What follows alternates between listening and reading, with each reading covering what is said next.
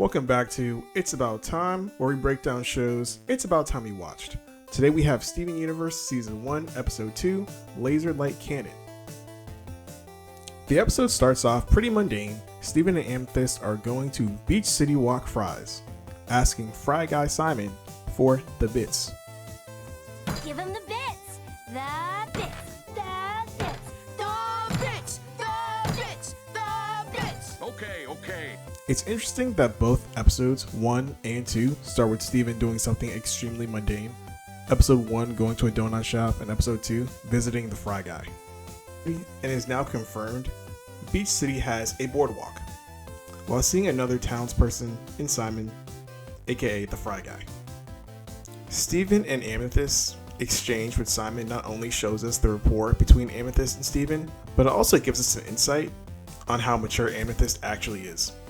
We can assume, since it appears Amethyst and Steven can hang out almost as equals, that Amethyst's emotional maturity isn't much higher than Steven's. Keep in mind that Steven is 13 years old. Amethyst acts as Steven's hype man as they peer pressure Fry Guy Simon into giving them the bits, quote unquote. In case you don't know what the bits are, they're leftover pieces of french fries that remain in the deep fryer after a long day of frying. Fry Guy caves and gives the pair of Amethyst and Steven the bits. I can give you actual fries if you want. Just the bits, please. For free, I might add. One might assume that Steven asked for the bits because he has $0. However, I would argue that Fry Guy caving is indicative of the love the townspeople have for Steven. So far in both episodes, 1 and 2, Steven appears to function as that one kid that everyone kind of knows, or maybe even the town mascot. Actually, now that I'm thinking about it, the town mascot thing makes a lot of sense, especially because he has a gem in his belly button. Everyone probably knows that kid with a gem in his belly button. Steven and Amethyst walk off into the sunset. Steven stating that he loves sunsets, making sure to mention that he loves when the second sun gets bigger and bigger in the sky. And the second sun gets bigger and bigger in the sky. Yeah, that big odd second sun. Amethyst is surprised, as any sane person would be, after seeing a second sun in the sky. At this point, I think we need to question Steven's schooling. I know it's a joke, and it's a really good one at that, but why was he not at all surprised by a second sun being in the sky? Amethyst and Steven rendezvous with Pearl and Garnet. Garnet and Pearl have been observing the second sun through a telescope. Pearl made a wild statement about the size of the sun. Look at the size of it. I had no idea these things were so big. Garnet! That's what she said.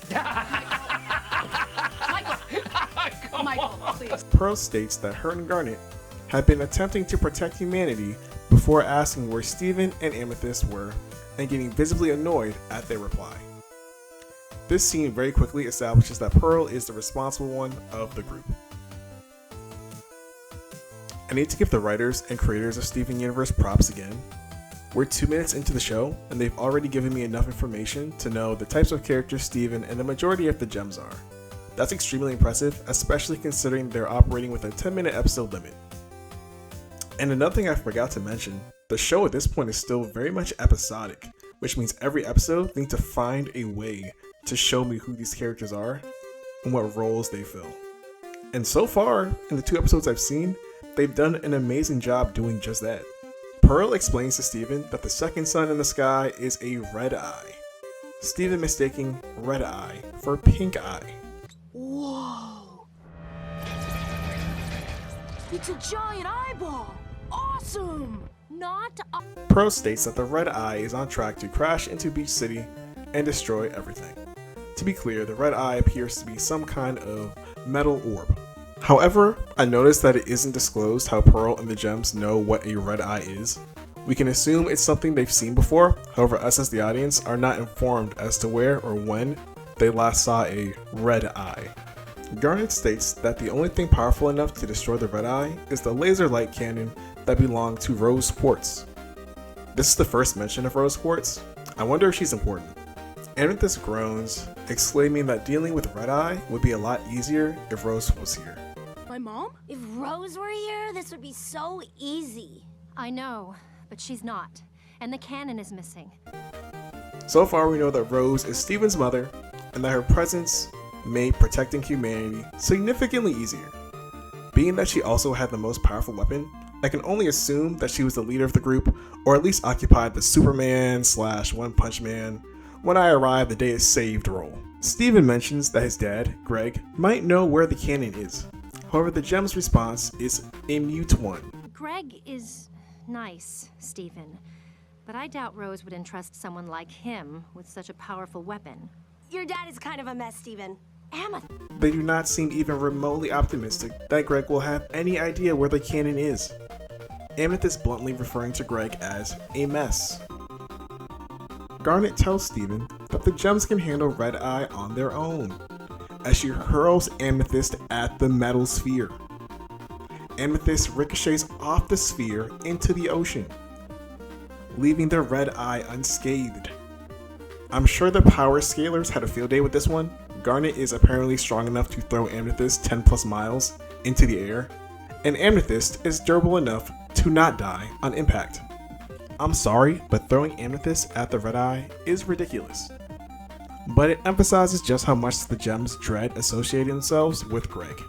I want to say we can all resonate with that feeling, like of disliking someone. However, I don't think I've ever disliked someone so much that I'd rather run headfirst into a wall than talk to them. Steven leaves to go find Greg. Steven finds Greg in an old camper van with the word Universe painted on the side, parked outside a car wash. Steven gets his dad's attention by jumping repeatedly on his car. Sometimes I forget how annoying Steven can be. I can only imagine how I would feel if someone felt the need to get my attention by jumping repeatedly on my car, instead of just calling my cell phone, or knocking, or I don't know, really anything else besides jumping repeatedly on my car. Greg exits his vehicle, alarms blaring, equipped with a waffle iron. And that's a fair response. If someone was jumping on my car, I'd probably walk out with a waffle iron too. Greg disarms the vehicle, saying, "Steven," in disbelief. So far, I'm gonna keep it a buck. Greg seems like a deadbeat dad. He lives in a car, was asleep until the evening time, and based on the hug Steven gives him, probably doesn't hang out with Steven all that much, if at all. I almost waffled your face. What are you doing up so late? What do you mean? The sun just went down an hour ago. Oh. Steven explains the situation to Greg, who then replies, "The gems told me to stay away from magical stuff." Greg and Steven proceed to Greg's storage unit, because the laser light cannon might be inside his storage unit. The exchange Steven and Greg had did an amazing job showing the audience who Greg was. Not only is he someone that is devoid of magic stuff, he's someone that would put a laser light cannon inside a storage unit. That just speaks volumes that Greg is for the most part, a normal guy. I know a normal guy might not live in a van, but for the most part, he's a normal guy. At the storage unit, Steven's resourcefulness is on full display as he ties a flashlight to his head using an old sock. I'm sorry, tying that sock to his head is insane. That's worse than getting the cheese touch. Steven goes spelunking into the storage unit, sifting through years of junk. The more items Steven picks up in the storage unit, the more we learn about Greg's character. We learn that Greg is an entrepreneur, as Steven finds a t-shirt cannon that fires shirts that read, "Buy t-shirt cannons." This... Buy t-shirt cannons? I might go as far as to say that Greg is a great value Renaissance man. Steven finds and pockets one of Greg's old CDs, while Greg informs Steven that he used to be a one-man band that traveled the country. Steven happily replies saying he knows this information already, but us as the audience do not, so I appreciate Greg saying that. The exchange, although short, lets the audience know that Steven and Greg do have some sort of relationship in which they have spent time together at some point. To add on to that exchange has me curious about Steven's living situation before the episode started. Was he always living full-time with the gems? Did he used to live full-time with his dad? Did his dad used to I don't know, weekdays at the gems, weekends with his dad? I'm curious. Hopefully they get into that as the show goes on. Greg continues to tell Steven and the audience about the one-man band and mentions that Steven's mother is the only person that attended his show in Beach City. Greg continues the story, solemnly mentioning that him and Steven's mother, Rose, were always together, until she gave up her physical form to bring Steven into the world. No, it's your mother. I know. And we were always together after that.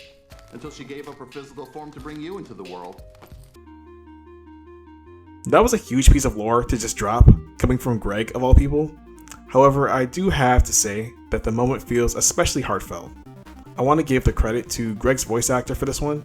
The way Greg's voice drifts off, it's as if I can hear his sadness in the way he talks about Rose. Steven adds some brevity to the moment when he accidentally breaks a photo of Rose and Greg. Greg, instead of getting mad like some parents might, You what? Greg instead says, "If every pork chop were perfect, we wouldn't have hot dogs." If every pork chop were perfect, we wouldn't have hot dogs. The light cannon lights up immediately after Greg says his idiom, allowing Steven to find it. I feel like that might be important later, but I guess we'll see. Steven and Greg tie the cannon to Greg's truck, and the duo are off to reconvene with the gems. While en route, Greg notices that the red eye is getting awfully close to Beach City. Steven plays Greg's album to ease their nerves. Steven playing Greg's album as they truck along in his car was a really wholesome moment between Steven and his dad. I could tell his dad, i.e. Greg, was embarrassed of the music, but Steven was loving it. I thought just showed so much about their relationship, and even how Steven looks up to his father, no matter what his father is. It's almost like Steven sees something that his father doesn't see. I know I'm not that tall. I know I'm not that smart. But let me drive my van into your heart. Let me drive my van into your heart. With Greg's original song, "Let Me Drive My Van Into Your Heart" playing in the background, the gems react in utter surprise as Steven and Greg arrive on the scene with the cannon in hand. At this point, the red eye is so close that its gravitational pull is starting to affect Beach City. Steven asks Greg how to use the laser light cannon. Greg replies with an unknowing shrug. And to be fair, why would Greg know how to use the cannon? He didn't even realize he had the cannon until this morning. Pearl concludes that Steven has Rose's gem and therefore should be able to operate the laser light cannon. You have Rose's gem. That's it. Upon this realization, Amethyst immediately grabs Steven and begins rubbing him against the cannon, to no avail. On a side note, some of the plans the gems have tried to execute this episode have been downright horrendous. First throwing Amethyst repeatedly at the red eye, now rubbing Steven on the laser light cannon. The gems are downstairs right now, and I need them to step it up. Steven gets so desperate that he begins begging the laser light cannon to start working. Greg attempts to console Steven, saying they'll find something better.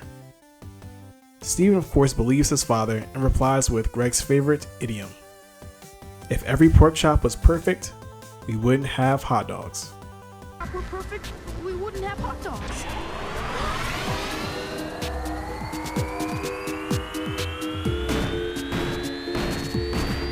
The laser light cannon activates. The gems and Steven aim the cannon at the red eye directly as they brace to fire. A beam in the shape of a rose explodes from the cannon, the beam transforming into the silhouette of a woman before making contact and destroying the red eye. The red eye blows up, launching debris all over Beach City.